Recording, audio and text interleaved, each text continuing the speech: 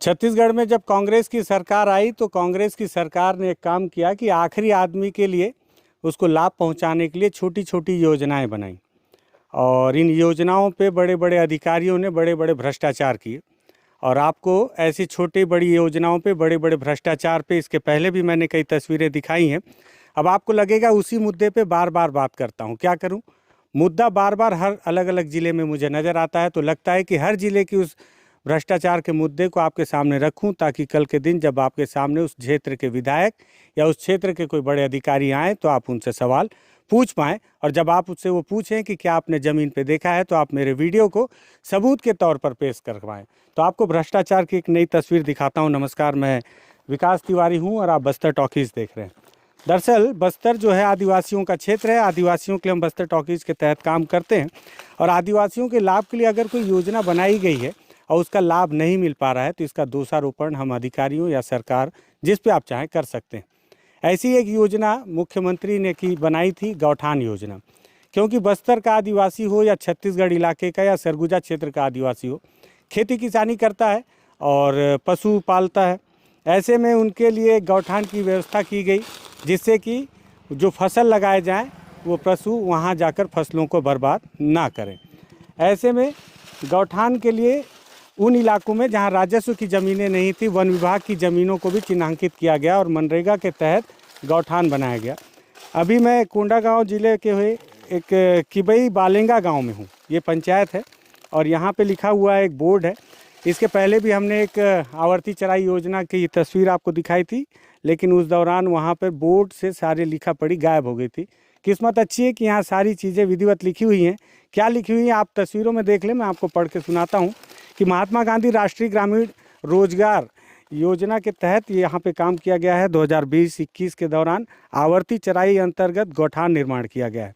कार्य का नाम है इसमें नाडेप गड्ढा, पशु विश्राम शेड, झोपड़ी शेड, डपरी निर्माण, मुर्गी शेड, बकरी शेड, मशरूम शेड, पैरा मचान, न जाने क्या क्या बना दिया गया है।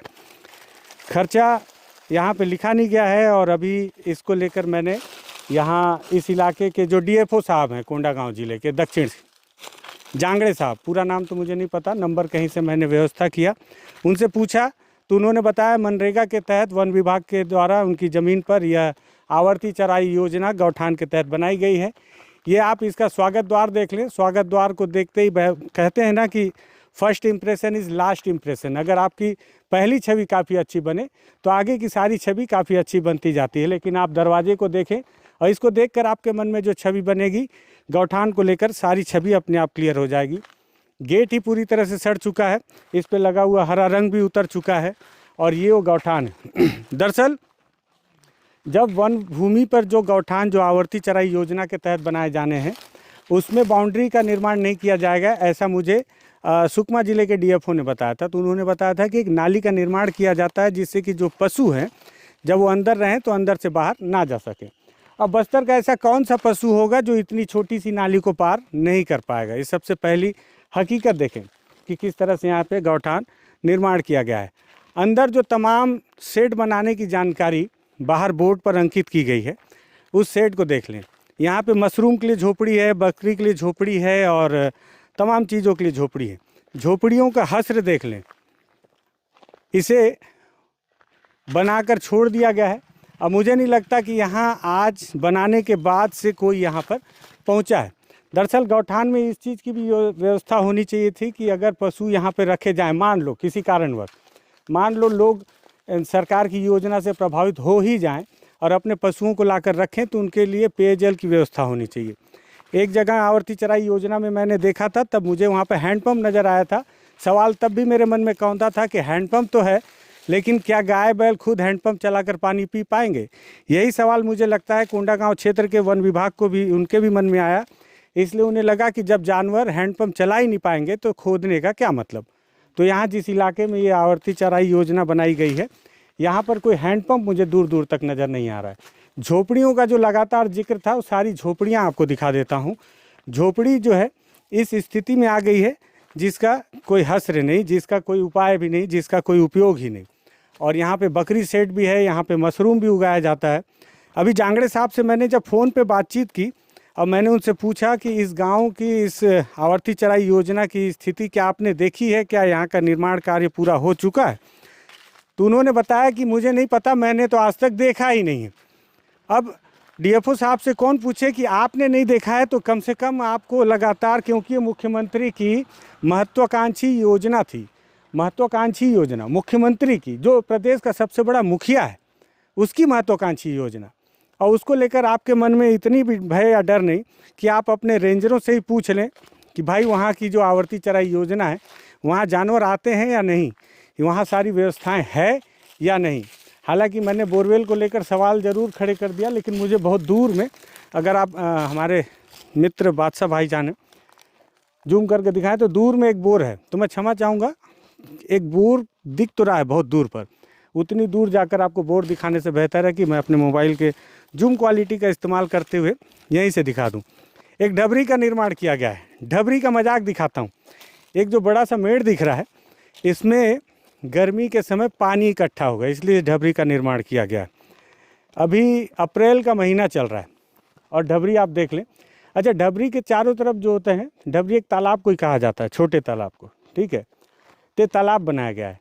और मजाक देखिए कि इसमें एक तरफ दीवार ही नहीं है। मुझे लगता है कि पूरे प्रदेश का पानी वहाँ से बहते बहते यहाँ आकर इकट्ठा हो, इसलिए एक तरफ इसके मुख को खोल दिया गया है, नहीं तो पानी आएगा कहाँ से।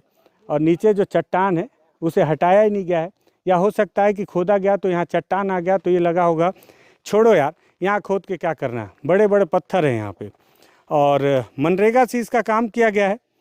बताया जाता है कि सुकमा ज़िले में जब मैंने आवर्ती चराई योजना में लगे लागत की जानकारी ली थी तो 10 से 12-13 लाख रुपए कुछ खर्च हुए थे। हो सकता है यहाँ पे भी 10-12-15 लाख रुपए ही खर्च किए गए हों, लेकिन क्या ही करना है, करोड़ों रुपए वन विभाग में आ रहे हैं। 10-15 लाख रुपए ऐसे मिट्टी में चले भी गए तो क्या करना है, वन विभाग का क्या जा रहा है, जाता किसका है? जाता तो आपका और हमारा है साहब। इसलिए आपका और हमारा जाता है क्योंकि जब टैक्स पटाते हैं और टैक्स के माध्यम से जो रकम आप सरकार तक पहुंचाते हैं, सरकार आम लोगों के विकास के लिए, उत्थान के लिए और योजनाओं को क्रियान्वित करने के लिए उन्हीं टैक्स के पैसों का उपयोग करती है। तो आप ये ना सोचें, वन विभाग को तो लगता है कि ऐसे पैसे व्यर्थ चले भी गए तो उनका क्या बिगड़ जाएगा, लेकिन ये सवाल आपके मन में होना चाहिए क्योंकि ये जो पैसे खर्च किए गए हैं निस्संदेह आपके टैक्स के पैसे से हैं। इन पैसों से किसी नहीं पढ़ पाने वाले गरीब बच्चे की पढ़ाई का खर्च उठाया जा सकता था, किसी अनाथ बच्चे के पालन पोषण में इन पैसों को खर्च किया जा सकता था। बस्तर में जो कुपोषण की स्थिति है, जो मुख्यमंत्री भूपेश बघेल के अनुसार नक्सलवाद से भी बड़ी चुनौती है, उसे ख़त्म करने के लिए इन पैसों का खर्च किया जा सकता था। उन बच्चों को पौष्टिक आहार देने में इन पैसों को उपयोग में लाया जा सकता था, लेकिन नहीं, उसमें कमीशन नहीं मिलता। कमीशन इसमें मिलेगा और यही वजह है कि गौठान के नाम पर मुख्यमंत्री को भी धोखा दिया जा रहा है। और कोंडागांव के जो जांगड़े साहब हैं, जिन्होंने 2 टूक में जवाब दे दिया कि मुझे नहीं पता, मैंने तो मौके पर जाकर देखा ही नहीं। देखना तक जरूरी नहीं समझ रहे हैं। सोचिए कि बस्तर में, छत्तीसगढ़ में अधिकारी किस तरह से काम कर रहे हैं, मौके पर जाकर देखना भी जरूरी नहीं समझते। लेकिन अगर आप जरूरी समझते हैं कि आपके टैक्स के पैसों का इतने बुरी तरह से बंदरबाट किया जा रहा है, तो आप इस बात को भी ज़रूरी समझें कि इस पर सवाल होना चाहिए। इस सवाल को उठाने के लिए इस वीडियो को शेयर ज़रूर कर दीजिएगा और बस्तर टॉकीज़ को सब्सक्राइब कीजिएगा। पूछिएगा सवाल हर नेताओं से जिन्होंने कहा कि हम आखिरी आदमी के लिए काम करते हैं। धन्यवाद।